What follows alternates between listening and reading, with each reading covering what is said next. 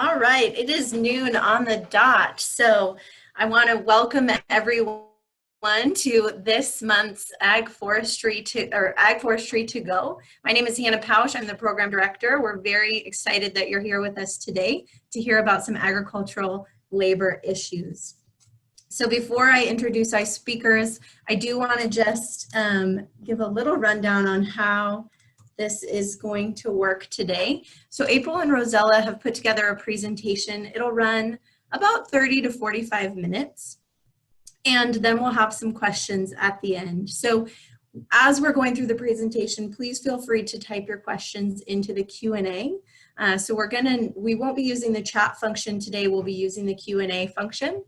And they have given me permission to interrupt if needed, if it's appropriate. So if you have a question that you want a little deeper answer on something they're talking about, feel free to put that in the Q&A. Otherwise, I'll be moderating the questions at the end, and we'll save those for the end. So without further ado, I want to introduce you to our speakers today. April Clayton is joining us from Orondo, where she and her husband farm organic apples and cherries at Red Apple Orchards. April is the president and also chairs 3 committees for the Chelan-Douglas County Farm Bureau. She's also a member of the Northwest Farm Credit Local Advisory Board. April brings a PhD in analytical chemistry to her role on the farm, as well as her role as an advocate for the industry. She is a graduate of the Farm Bureau's Partners in Advocacy program and is passionate about shedding light on some of the misconceptions that surround farming. We also have Rosella Mosby with us today. Rosella is joining us from the Green River Valley outside of Auburn, where she and her husband own Mosby Farms. They provide hand-weeded and hand-harvested specialty vegetables to the Pacific Northwest. She's the Washington State Ambassador for the Farm Journal Foundation and also serves on the Washington Farm Bureau Board of Directors. Both April and Rosella are joining us today, not only in the middle of a busy harvest season, but with their children on online learning like many of us. So thank you both for making time to speak with us today. And I will hand it over. Thanks, Hannah. Appreciate it. So let's go ahead and dive right in. If you guys want to, I can start off with the slides, unless there's anything you would like to add, Rosella. No, I'm just glad to be here, and we'll pre-apologize for any background noise since my office has also been turned into our classroom these days.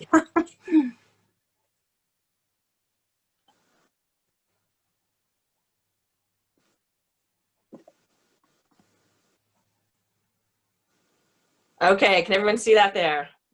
Excellent. There we go. Fabulous. So we're going to talk today, obviously, about the state of labor in Washington State, specifically about agriculture. So think about it. When you walk into a grocery store, specifically the produce aisle, how much do you think is hand-picked versus mechanically harvested?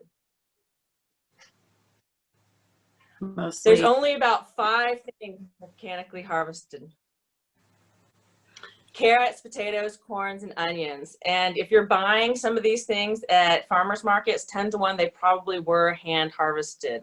There are a lot of mechanisms that go with hand harvesting. Specifically, if you look at lettuce, lettuce has to be hand cut by a human, and then there's a machine out in the field that's helping them harvest, but it is still all done by hand and needed labor.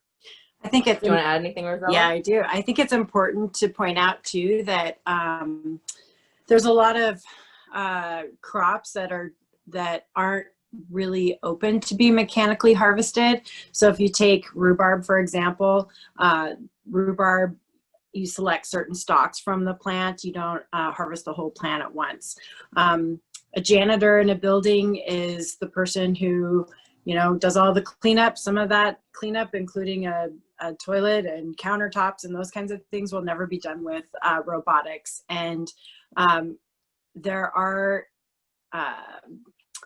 grade issues and sizing issues, especially when it comes to a crop like zucchini. And zucchini, you have your fancy size, and then you have like your medium size zucchini. Everything pretty much looks like it's been cut with a cookie cutter in the store, typically. And if you get beyond a medium-sized zucchini, you can't sell that into a local market. And with the fact that zucchini grows 1/4 of an inch per hour in the hot sun, those kinds of crops require harvest on a daily basis.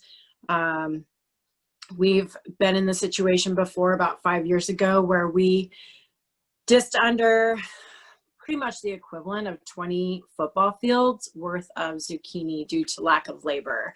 And so that's a painful thing for a farmer. So having those mechanical options, like we'll mechanically harvest beets for cold storage sales in the wintertime, but then at the same time you have the bunch beets with the green still attached, you're still going to have a hand-picked piece of produce going into the future. Another thing you have to think about too with mechanical harvesting, specifically I'm more familiar with apple harvesters. You can't grow the traditional apple tree with 4 big branches. There's no way a mechanical harvester will go through there. Currently in apple specifically, we are growing the branches straight up. So it's very straight lines like a vineyard would look. And that is in hopes that a mechanical picker can come through there. So there is going to be some changes both on the farmer side if more stuff does become mechanically harvested. Mm-hmm. And when it comes to robotics, there's still a barrier to entry for a farm, say like ours, being a first-generation farm, or just any farm these days that's been really working hard to make ends meet the last few years. When you're trying to stay afloat versus thriving, when you thrive, you can reinvest into your farm. We've actually had some people from Microsoft and tech companies come out and measure cultivators and implements, trying to figure out how to become more robotic. Once those things actually make it onto the marketplace, it's going to be difficult, in my view, that farmers will be able to afford those items. But then too, after you buy it, what is the maintenance agreement and the repair issues? And zucchini that grows 1/4 of an inch per hour, which I've said already, is not going to stop in time and wait for something to harvest. Mother Nature certainly doesn't work with us when it comes to any equipment breakdowns, and I don't see robotics being any different. The other thing to consider when it comes to robotics and mechanization is that if we start taking team members out of our farm situations, that is less tax dollars also that will go into the system. And so something to consider keeping an eye on is, will this kind of technology be taxed, because we're no longer going to be paying payroll taxes for some people to do that work. So, lack of labor in Washington states. There are several factors contributing to it. Housing, regulations, bankruptcy, and specifically a new one coming up is the growing economy in Central America. As their economies become more robust, we actually are seeing fewer and fewer coming across wanting to work. So there literally is a lack of labor coming through. And this is happening all over the world. It's not just here in the United States. Europe is experiencing a lack of labor as well. They normally get their labor from Poland and Hungary, and they're finding those Baltic regions are their economy is getting more robust as well. And so less people are willing to do those type of things. Do you have anything to add, Rosella? No, I'm good on this one. Okay. So, by the numbers, Washington is the 3rd highest user of the H-2A program nationwide. Now, when we talk about the H-2A program, we're talking about the guest worker program. And typically, we get most of our H-2A workers from Mexico. There are some that come from Guatemala, Honduras, and other areas, but predominantly Mexico. Washington utilizes 30,000 H-2A workers, and I think Rosella can expand on that a little bit. Yeah, it's actually there's 30,000 H-2A contracts. So I believe the last time I heard numbers, there were about 24,000 H-2A workers in our state right now. So the contract, you can have a worker who works in more than one job. So if you have like trimming that happens during one season, then it's followed up by the next chapter of what happens in your season. I guess on our farm, it would be if we sign a contract with an H2A worker, then that worker his job is already defined. So he would be either just picking rhubarb or just picking zucchini or picking both. You can't go outside of the realm of the pre-agreed contract. And so comparison wise, like April, I'm sure was going to say next, when you have Oregon who uses 3,000 H2A workers or about there, I'm not sure if that's a contract number or a worker number. The scope is so different. Like we are so dependent on H2A workers in our state. There's just not enough domestic workforce to go around. And for those of you who aren't familiar with the H2A guest program, not only do we have to guarantee a set number of hours each week that the guest worker works, we also have to provide transportation to and from origin of country, transportation on the farm, as well as a fee just to get them into the States as well. So it's not just what we're paying them, but there's all these other added fees that we have to pay as well. Mm-hmm. So here's another look at the Certified H2A Guest Worker Program. As you can see, the number is constantly climbing. And you can see it just looking around, especially here in the Wenatchee Valley. There's more and more new orchards being put in, almost comparable to the rate of orchards being removed right now.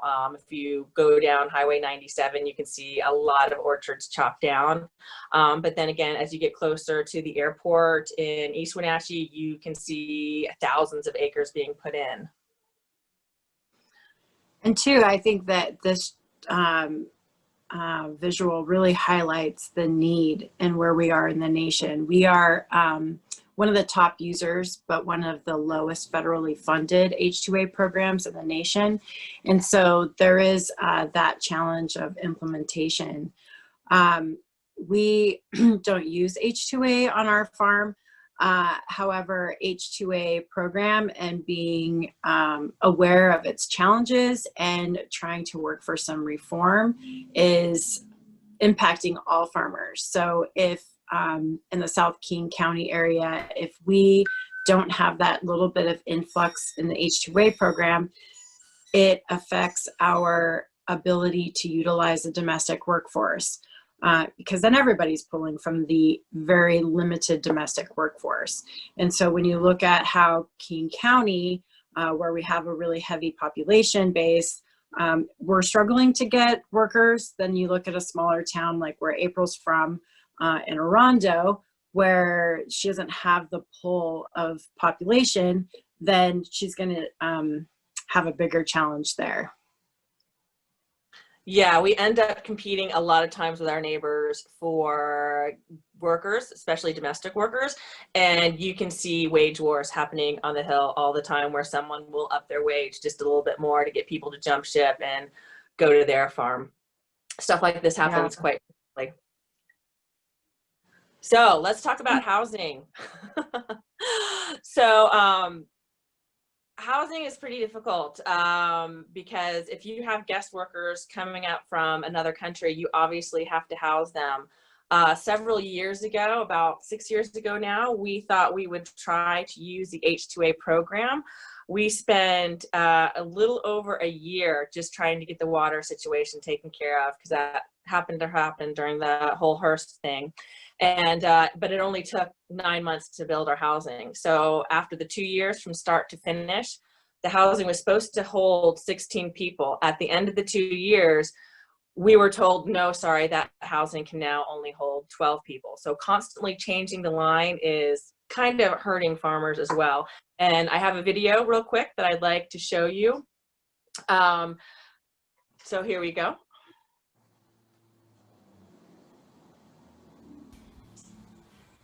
Okay, here we are at Windy Meadows for Red Apple Orchards. Here's our screen door, fire extinguisher, fan that works. Okay, now let's look at the other one.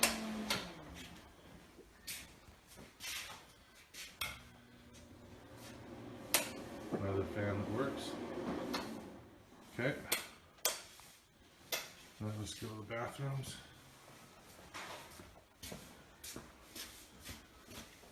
Rooms are empty. There's the bathroom.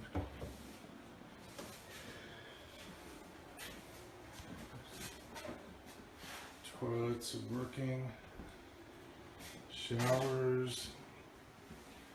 And toilet. No mold.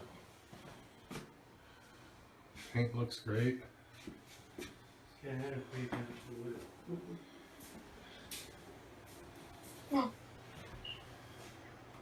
So this housing that you're seeing, it has 4 bedrooms and it was supposed to hold 4 people each. We were later told that no, we couldn't do that. It would only be able to hold 12 people. Well, that became too cost ineffective for us to use it on the farm for H2A. The average cost of an H2A building is between $9,000 and $13,000 per bed. So for a small farm, it can easily get up to $500,000 per housing. And that was our problem, is we basically couldn't afford to have this big of a house and only put 12 people in it. So that counted us out of the H2A program. Especially in farming, when you think about cost and how much things are costing right now. So typically when you put in a new orchard, it's been said that it takes up to 13 years to recoup your loss. So that's a lot of time. And when you think about something like housing where you never really recoup your loss on it, it can be really devastating. And also another problem is just the lack of housing. And I think, Rosella, you can expand better on how there are the lack of housing anywhere. Yes, I think the statistic I heard is there's like a 1% housing availability, especially in rural areas. So when you're trying to, I have a yawner in the background here. When you're trying to house or find some places for migratory workers to house, that's a challenge. The other challenge too is trying to build H2A housing in an urban setting. It took us 3 years to get a septic and well permit for a barn in South King County, and so the thought of trying to build housing is pretty daunting and would be incredibly expensive here. The current situation, I know, with some farmers in King and Pierce County is that they're actually putting their H2A workers, and I mean, I cringe at the thought.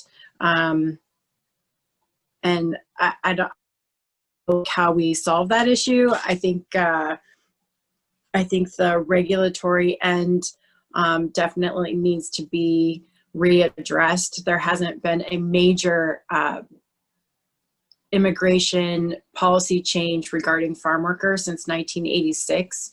I think the Bush administration in 2008 did some rulemaking that was beneficial not only to farm workers, but to farmers. And then when when that administration came in, then they undid Bush's rules and made it more difficult for the farmers. So in between there, UFW, United Farm Workers Union, they sued, I believe, the Bush administration, trying to overturn those rules, and which they're good at, suing government. So anyways, the housing issue is a big problem, and they keep moving the line in the sand, like April said, as to what meets their requirements and what doesn't. So, April? And it's not just the H2A program. Western Washington Growth Management, they also have hurt us pretty bad. The housing, the video that I showed you for 16 people, it's literally next to an orchard, next to a field that doesn't have anything next to it, next to another orchard.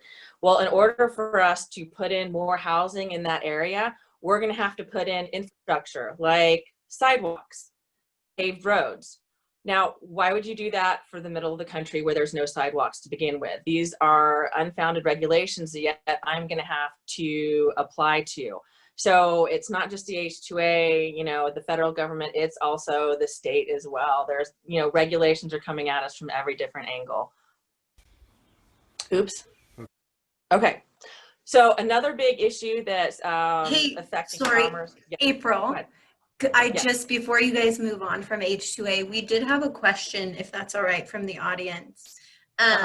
You talked a little bit about the countries that most of our H2A workers are coming from. Have the countries of origin for H2A workers changed at all over the last few years? I know Slightly. some, yeah. Go ahead, Rosella. Well, I was just gonna say, it's not a significant change. I know there's a farm north of us who has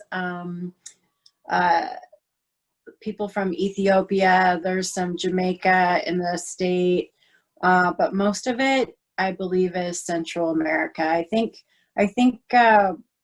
Guatemala.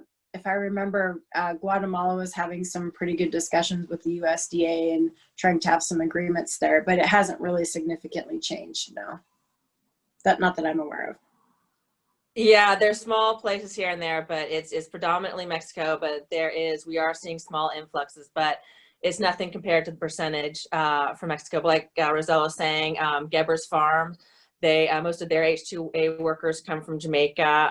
I know we have a small crew that comes up from Guatemala every year. They're actually not with the H2A program. We haven't seen them this year. I don't know if it's effective COVID, but we are seeing more countries than just Mexico coming through our area. Thank you. Wait, so bankruptcies, basically if the farmer can't afford you, they're not going to hire you.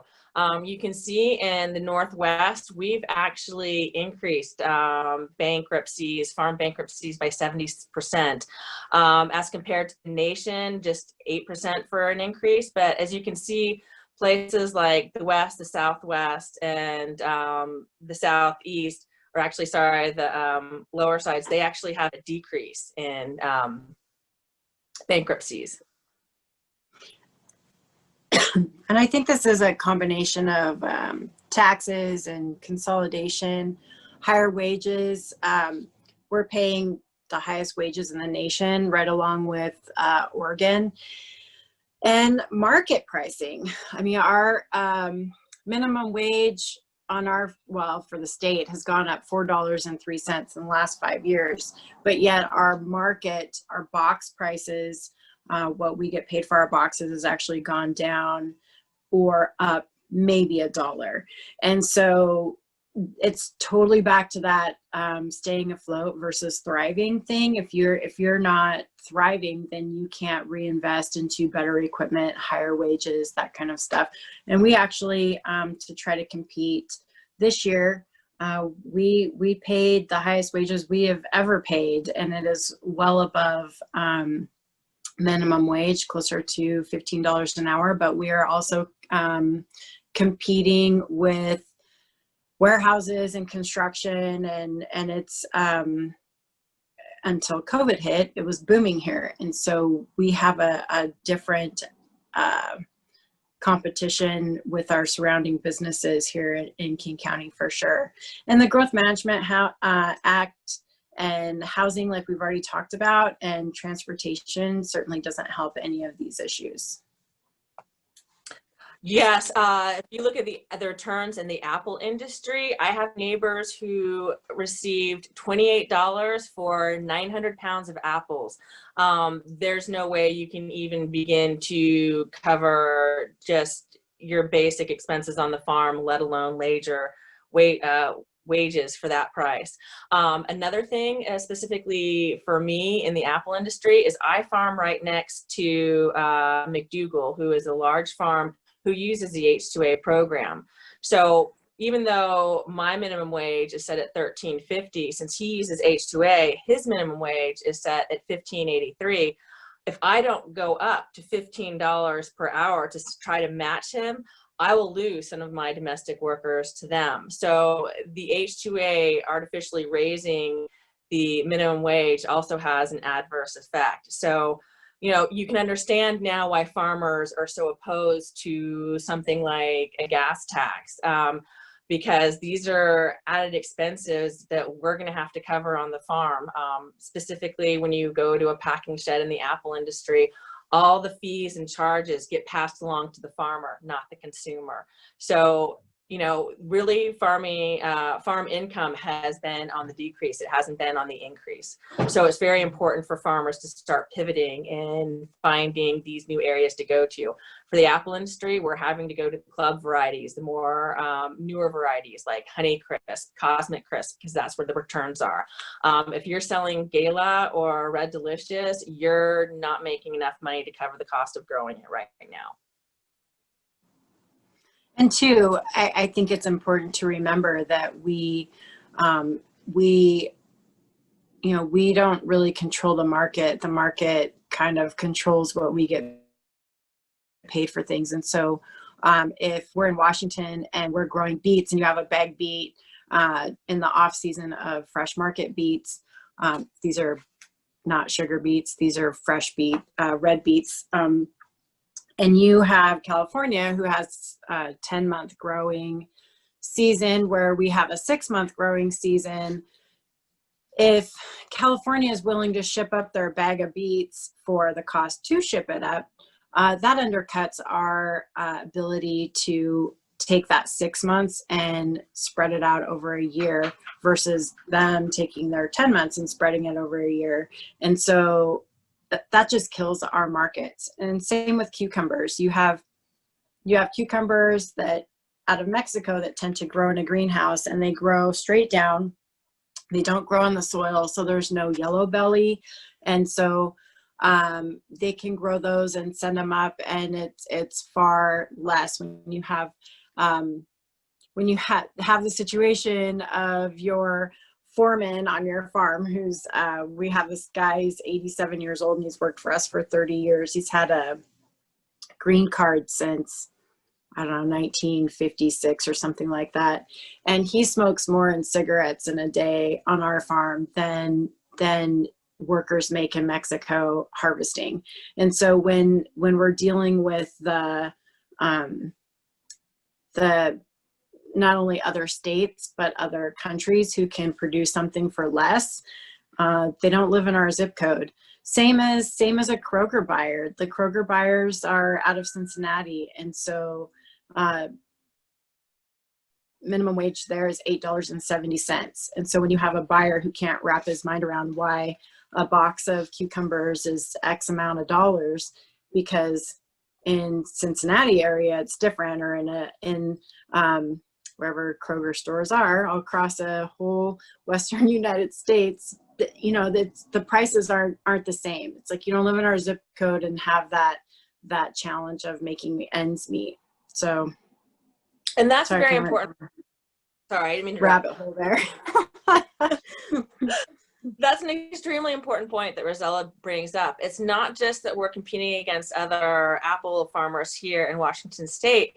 You know, I've got to compete with the Michigan apple grower whose minimum wage and H2A minimum wage is several dollars less, which is less than the New York apple grower, which is $3 to $4 less.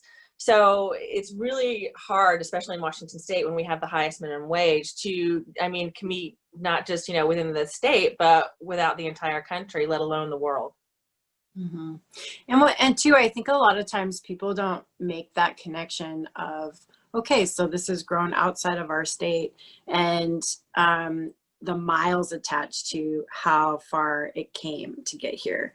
And so when we actually have the opportunity to grow produce here, sell in our local market, we keep the carbon footprint low. We maintain land stewardship in our own state, which is important. So there's a lot of things that we really need to be taking into consideration when we think about agriculture, and how having enough people creates an abundance of product harvested. And when we can't sell all of that product, that goes to food banks, and we are the source sometimes for filling that food insecurity gap that's there. And that all depends on having enough people to do the work. I mean, when we dissed under that 20 football fields worth of zucchini that's not only a detriment to our local food supply and the fact that there's like this tiny little gap of, we didn't have it and it was all based on not having enough labor, but out of that comes the abundance that ends up in our local food banks, whether it's Food Lifeline or Emergency Food Network or the Little Auburn Food Bank.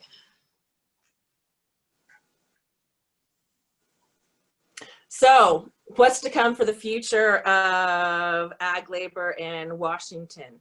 So the adverse effect wage rate, AWAR, for Washington State is 1583.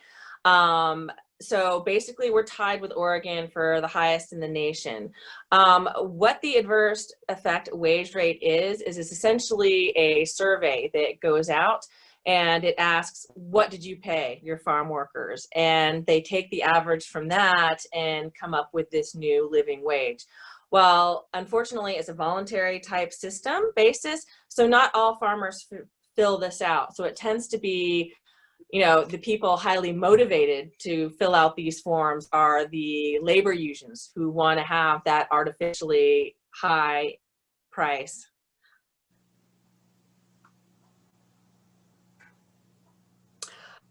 So for comparison, Washington's minimum wage in January 2021 will be $13.69.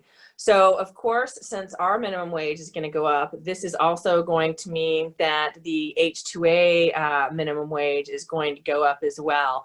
And as Rosella said before, the minimum wage keeps rising dramatically. And right now, Washington State paying the highest minimum wage, it's definitely hurting our farms. Take my farm, for example.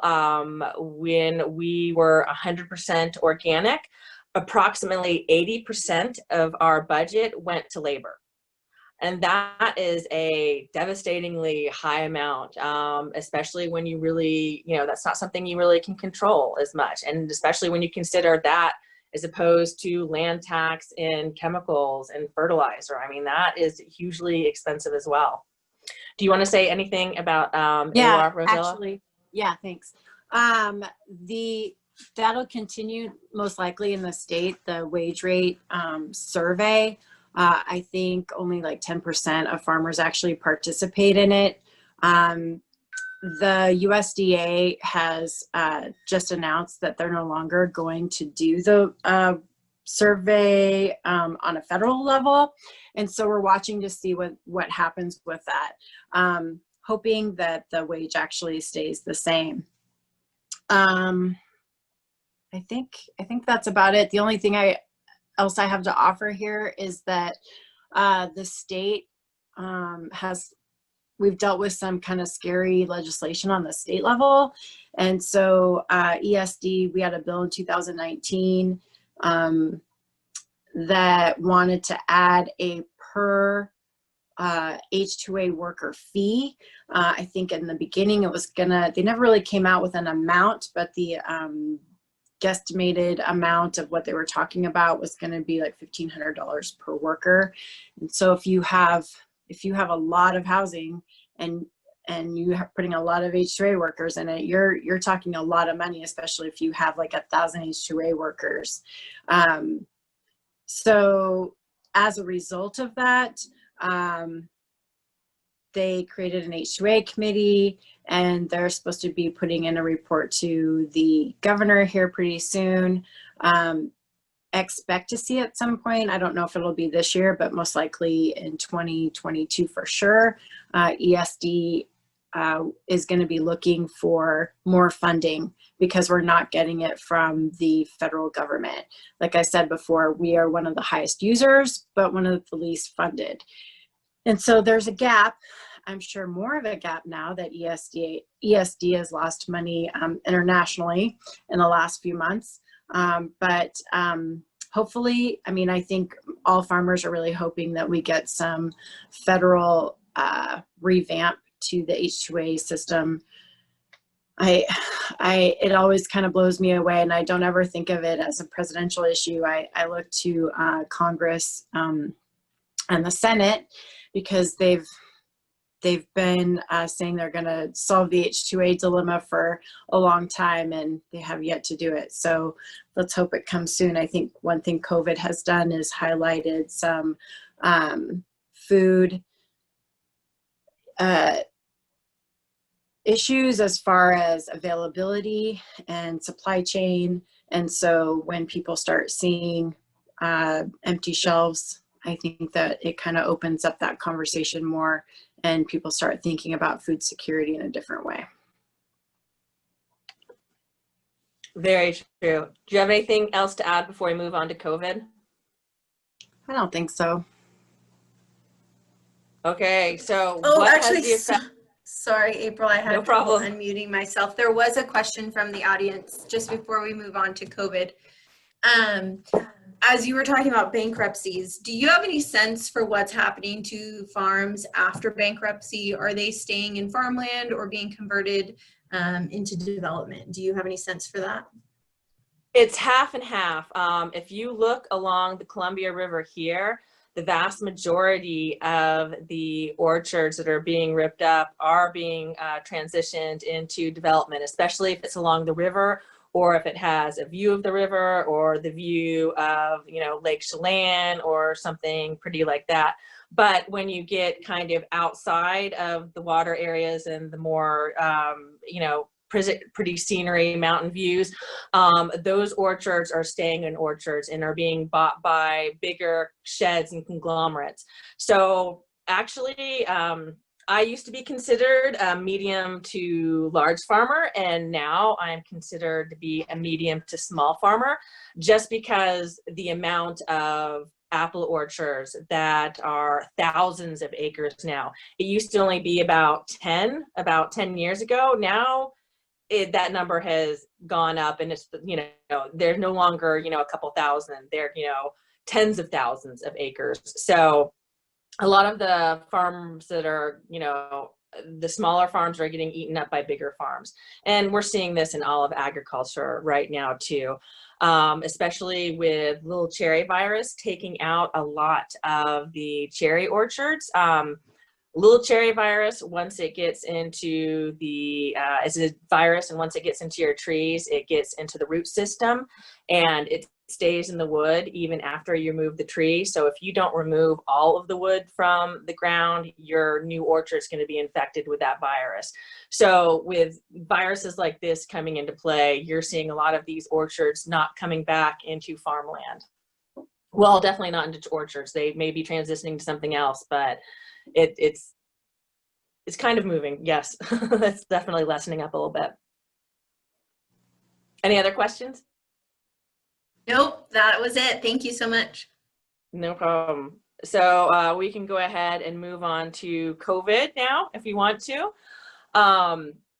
COVID has definitely, we've seen some strange things with COVID. There's been new restrictions placed on housing, even less farm workers per housing than before. There's been big debates over bunk beds. We have to do health screenings every morning for our workers before they come on, and just other things like increased wash stations. I know Rosella has more experience with this, and she can really expand on what some of those restrictions have been. Yeah, we've also had some workers be stuck at the border because of COVID, and some people that usually show up just never showed up this year. I think among state agencies, there's discussion about some of the rules that have been made may become permanent, or at least for the next year or so, 2 years maybe. And so when you look at bunk beds, for example, you have, tens of thousands of bunk beds, and to not be able to use like a plexiglass divider to create like a seal on one side and then another seal on the other side down below. The rule makers haven't exactly been open to more creative, realistic, practical ideas to still be able to accommodate the workers that are needed. So I think it's something that we're gonna have to keep an eye on for sure. Yeah, and part of that struggle too is when you look down at Oregon, who, they don't have as many guest workers as we have. So they had no problem just getting rid of bunk beds altogether and reducing their housing by half. There's no way Washington was going to be able to contend with that. We reduced our housing by about 1/3 instead of half, but still that is a reduced workforce that we can bring in. So we're still fighting those effects now. And like Rosella said, we don't see an end in it yet. That is very scary. I mean, how can you plan for next year when you don't know how many beds you're going to have available?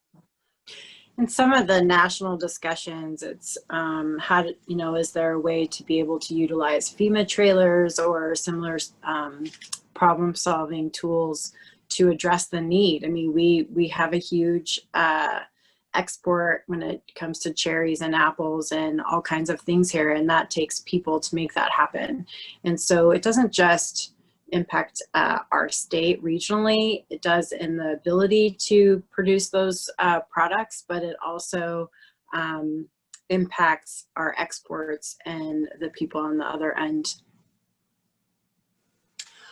So just one quick thing I want to add about the increased wash stations. There was a lot of discussion around that in the beginning because we had to have warm water.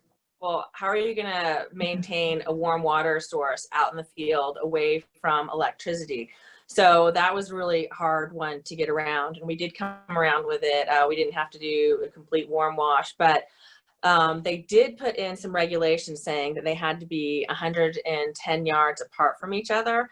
So you can imagine a wheat farmer, that would be next to impossible to implement. And then also with some of our orchards here, that would have meant putting a wash station in the middle of our orchard, which actually violated global gap in organic farming regulations. So COVID has also, with the regulations coming up, have actually bumped up against some already existing regulations. So that's kind of been interesting to see play out, and it's going to be very interesting to see where this goes in the future. Obviously, during the winter, there's going to be a lull. There won't be as many people, but starting up this spring, it will be an interesting thing to watch.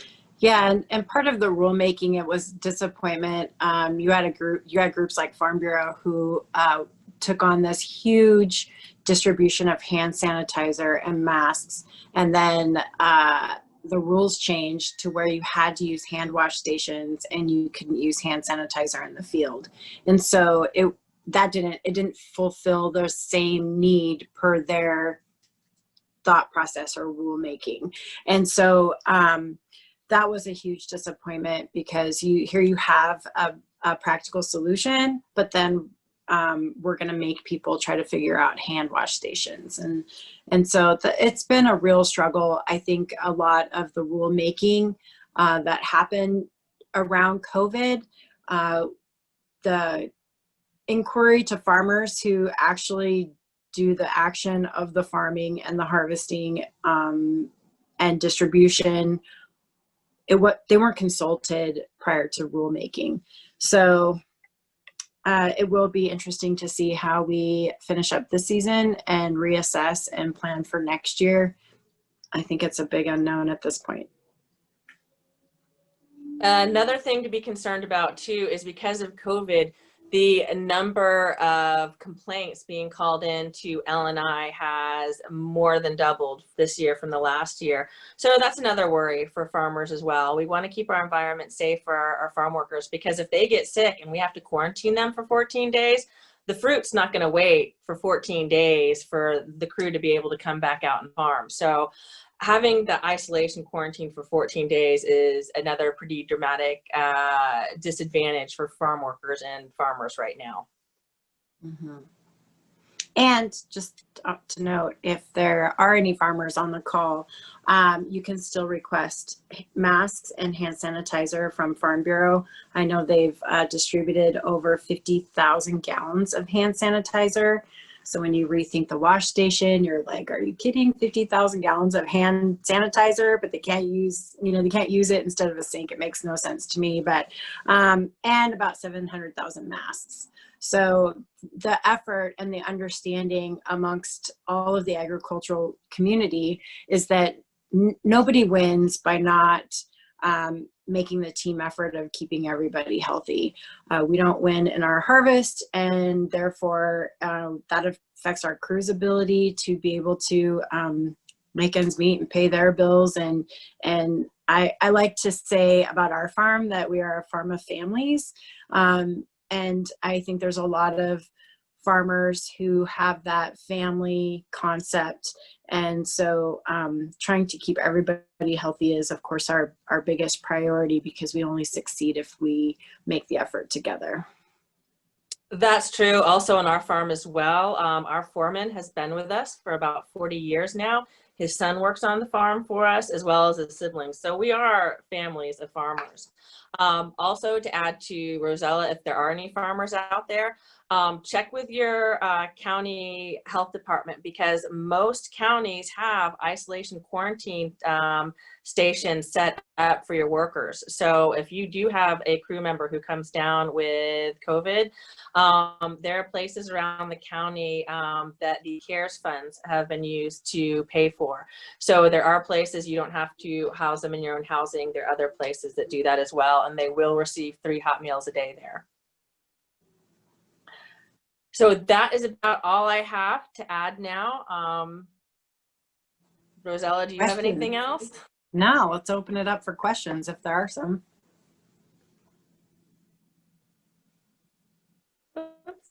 So I don't have any questions in there right now. If you have a question, please type it in the Q&A. We would love to get it answered. I'll give it So while we're waiting for a question, I would love also to bring up that farmers not only have to deal with L&I, food safety, but there's also global gap. Our farm alone, we have about 3 audits a year we have to do: organic, global gap, and safety, food safety. So there's a lot that goes on. We are very heavily regulated, and it's okay. We need to be transparent. We're growing food, but with COVID, it's really kind of shown us the over redundancy that we tend to have in our system sometimes. All right, I've got a couple of questions. One, do you know of the locations of any of the H2A COVID isolation or quarantine sites specifically, or is there someplace we could look to find that? Your county's health department. So Chelan Douglas County Health Department, they have a list of quarantine sites. So if you contact them, they will be able to tell you. It's different for each county. So like I said, contact your county health department. They're going to know where to go with that. Currently in Chelan Douglas County, it's set up at a hotel. I'm not sure where, but there is a hotel, and they do have beds saved. So it's not like they're going to fill up. Each county has X number of beds waiting. Cool. Could you speak briefly about overtime rules for agriculture, and if there's any proposed legislation that would change who is eligible for overtime pay? I believe overtime rules are still pending in the courts, and there is no legislation Yes. yet. So currently there is no overtime. They're considering it. Okay. We've got 2 questions about H2A. So what are people saying about the possibility of H2A reform in whether it's a Trump or a Biden administration? How that would impact reform in H2A?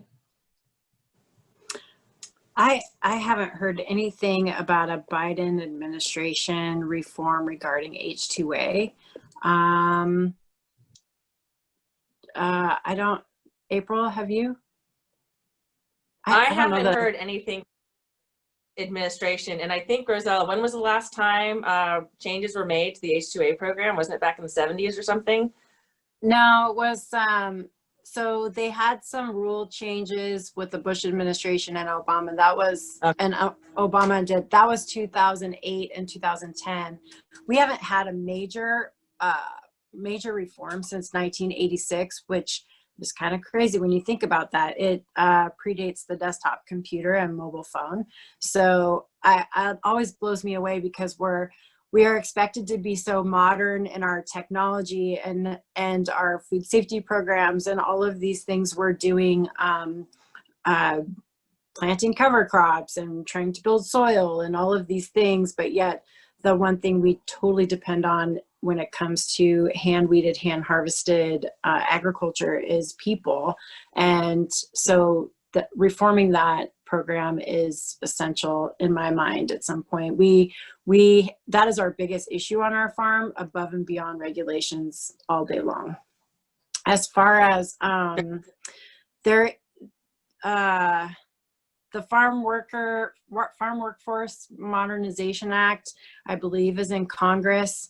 Dan Newhouse co-sponsored. I think that happened last year, or I think it's last year. And so, but it hasn't moved yet. So one of the questions, if you could speak a little more to H2A, one of the questions is, what is the holdup, or where is the opposition coming from on reforming the H2A? I think it's, politics all day long. You have southern states that want one thing. You have the Midwest that doesn't really deal with the same issues that we do in the coastal states, where we're growing things that require boots in the ground and hands to work, And so the demands of what everybody wants are different. And I wish it wasn't that way. And like I said earlier, I really don't personally hold presidents accountable for that. I truly hold senators and congressmen and women who have had multiple opportunities to solve this issue and just don't put it on the front burner. It's something I think with every administration since the early 90s, that they just keep talking about it, but yet they can't come together and recognize that it is, the word essential has been just overkill used this year. But agriculture is our most essential industry, and we should treat it that way. And nothing's perfect. The labor unions have one idea. United Farm Workers has already sued USDA when it comes to the choice to not do the wage survey. So there's lots of demands and lots of asks and lots of agendas attached to motivation. But when it comes down to it, we all have to eat, and it doesn't matter which party you're associated with, how you vote. Myself, I'm a Farm First voter, and so I make that my priority. I want to continue to be able to grow food and feed our communities. And I can't think of anything more important than that. We cannot put clothes on our back and a roof over our head if we do not put food in our bellies first. And a lot of it too stems from agriculture is so diverse. The labor situation that I need on my farm is different from Rosella's, which is different from a livestock farmer. And so trying to umbrella all of these incredibly diverse types of agriculture into one fit has always been the problem, and that's something that the H2A program continues to do. So yeah, we need to look at it broadly, and I think when you consider less than 2% of the population is farmers, politicians aren't really interested in that 2%. They would rather go for the other 89% who might need the food stamps. Look at the Farm Bill. 80% of the Farm Bill goes to food, supplying food. Only 20% actually goes to help farmers. So we kind of have to keep on the narrative. That's why advocacy is so important. And two, I think farmers tend to be overregulated and underrepresented. And I see in the Q&A, there's the question about, is there any way a farmer can survive in this environment? And regulations are straight up a barrier to entry into the industry itself. And so I'm not saying that we should not grow healthy food, but at the same time, no farmer I know wants to be on King 5 for not doing their job properly or making somebody sick. I think that farmers are people who take their environment seriously and their job seriously and great pride in what they do. And so when we're talking about trying to get into the industry itself, I think that's a real challenge. We had some leadership adults in a leadership program out of California come up and tour our farm, and we have all these we have big tractors, but we also have smaller tractors, and those tractors have, like, there's a tool for cultivating zucchini, there's one for beets, there's one for leeks, like everything is set up for a specific job. And they tend to be like the smaller tractors, like I don't know, anyway, I don't need to tell models, but those guys walked by those tractors and they were like, whoa, check it out. We can't use tractors like this in California because of their cap and trade program and their challenges in that department. And so when we think about that on a bigger scale, when you have a young farmer, so I have a 22-year-old son who, if he decided at some point he didn't want to grow vegetables, he wants to do strawberries, and he's going to go out and do strawberries on his own, that guy needs a starter tractor. And you can't just like go off buying big, tractors to do some of those smaller jobs. And so the regulatory burden prevents entry into the industry, I believe, when it comes to young farmers or farmers who are starting out. Yeah, no longer in the apple industry can you start out with the 10 acres and grow from there. A lot of times they're saying if you don't have 80 to 100 acres, you're not going to get anywhere. So it really depends. It's really hard. The best way for a young farmer to get into farming is to start small, but start selling their produce directly through farmers markets. But that's really the best way to get into the industry right now. And it is. The regulations are hard and burdensome to get around. Mm-hmm. So April, there's a question about, have you guys considered having subscriptions to your products? And I'm wondering if you guys could talk about some of the ways that you've pivoted and are using online platforms. I know both of you are, I think, in that realm on your farms. Yes, one way we have definitely pivoted is in order to save money, we actually had to convert our cherries from organic to conventional. It was less expensive to farm. So that kind of changed our budget from labor being 80% to about 72, 73%. We also have started selling our cherries directly online. We did that this year for the first time. Is overwhelmingly successful.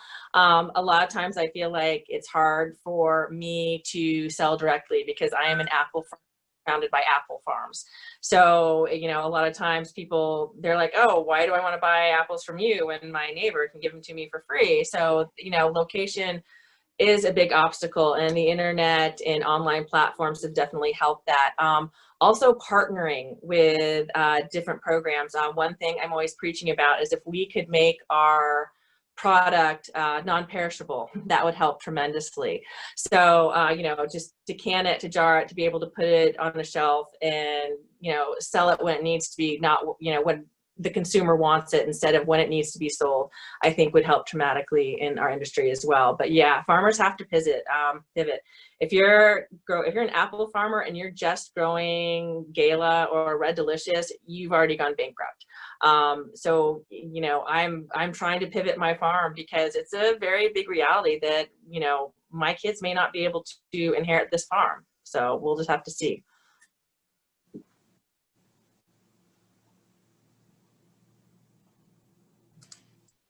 Okay, we've got a couple more questions and a couple more minutes. Could you just tell us quickly how much have the COVID rules cost your farms? Do you have a ballpark estimate there? I think we've been so busy, we haven't added it up yet. I mean, we're still harvesting. We have pumpkin patch going right now. And I think at the end of the year, we always do a deep dive post-season. And I think we'll have that number soon enough, and it might be a little more scary than we think. Right. I mean, for right now, we're definitely seeing the effects in we're not harvesting as quickly. You know, to do these health checks in the morning, it's an extra 5 to 10 minutes that we could be out on the farm. You know, 5 to 10 minutes doesn't sound like a lot, but when you think about it every day, and especially in agriculture, you know, the hours that you work and when you take a break is, you know, scheduled down to the minute. And so, yeah, I think it's going to come out in different ways, and we, you know, it may not be monetarily. It may take us, you know, 2 days more to get through an orchard. So having that crew for an extra 2 days is probably how we're going to see the effects. But like Rosella said, we won't see till the end of the year. Okay, so we are right at 1 o'clock, and I know there are some folks starting to drop off, but we do have a couple more questions. So real quickly, I want to make sure that I share our upcoming webinars. Our next webinars, November and December. We're looking at organic farming next month, and then in December we're doing a legislative update, kind of looking forward to the upcoming session. So I want to throw that up there, but are you guys available to keep answering a couple more questions? Sure. For anyone who wants to stay on? Awesome. So this one is interesting. Do you think that opening the hours that younger people work could help fill the gap of labor? So about 5 years ago, we were short on labor as usual, and we hired Labor Ready to, which is like a temporary labor service, to come out and do some farm work. Basically weeding. It was costing us, I think, like $16 an hour to have those people in the field. And so I said to my husband, why? And we were getting about 60% production. And so I said, why don't we hire kids? I mean, if we're going to get 60% production, we might as well give high schoolers an opportunity, or young college kids an opportunity to work on the farm. And our 87-year-old foreman said, are you crazy? And I said, no, let's try it. So we did. And 5 years later, we still have a youth crew. They work 7 in the morning until about noon or 2 in the afternoon, depending on how hot it is. And we've had as many as 65 kids show up on the day that we take applications and do interviews. It's unfortunate that there are so many restrictions, but pretty much all they can do on our farm is weed. They can't stand next to a cucumber line and wash cucumbers. They can't use a knife to trim leeks. They can't be around anything that moves. They can't operate a drill. They can't run a tractor or a forklift or anything like that. And because we're hand weeded, hand harvested, they can weed. And if they're over 18 and they work well starting there, then we'll give them an opportunity to do something else. Has it filled our need?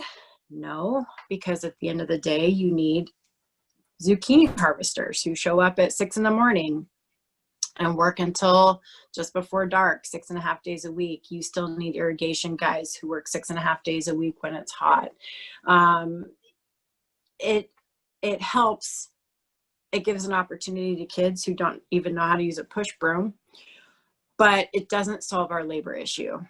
And so when you are paying minimum wage of $13.50 or whatever it is right now, you want kids to come and already know how to work. And I don't feel as an employer that it's my job or my husband's job to teach them to do basic skills. And that's kind of where we're at right now, unfortunately. Like when you see a kid pulling with a push broom, it's, you know, it's hard. It's unfortunate that we have this gap just in society, that we're not teaching our young people how to work hard and play hard, because playing hard is good too.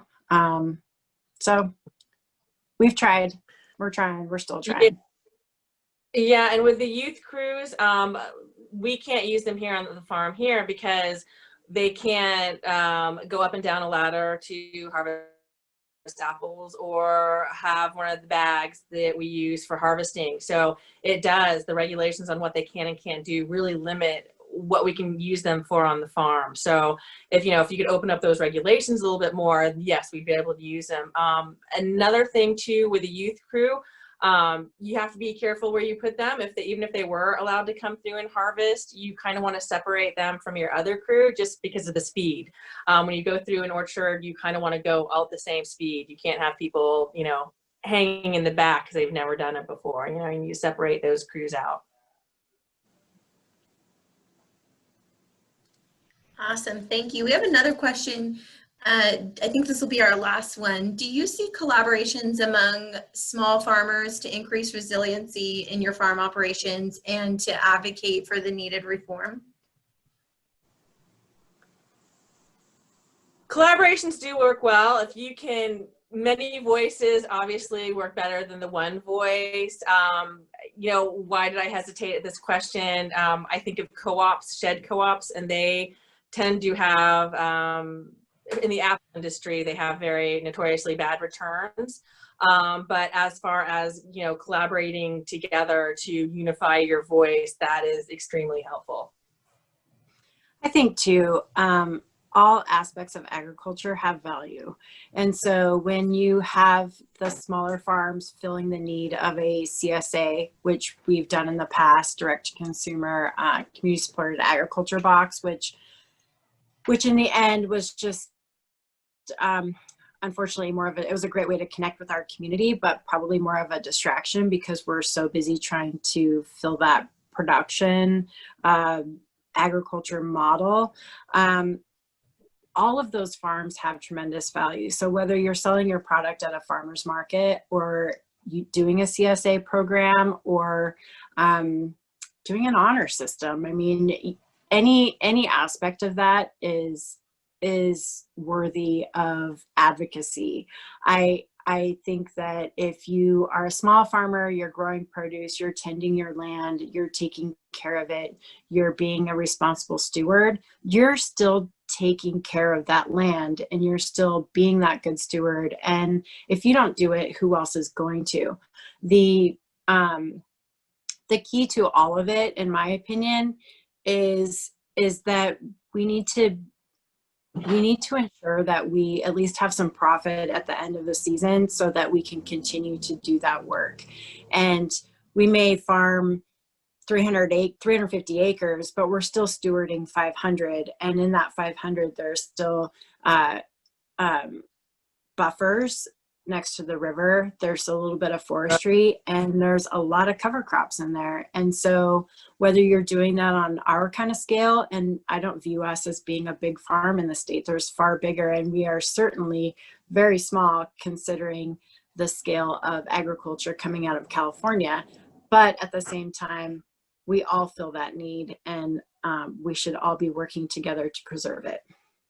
One thing I'd like to say, I think is more important so much not to collaborate with other farmers, but to collaborate with other people within our industry. If we could collaborate with restaurants who have more consumers, if we could collaborate with photographers to get more people, to get pictures in the orchard, we really need to think about not just talking to other farmers. We really need to be talking to other people who have a bigger base that they can talk to, like a restaurant owner. If they could be like, hey, we get these great, sustained beets from the Mosby farm, and just more awareness to the consumer, and collaborating with people who already have that platform, like a restaurant, or I wish we could get a celebrity in here or something like that to raise awareness. I think that would be excellent for us to do.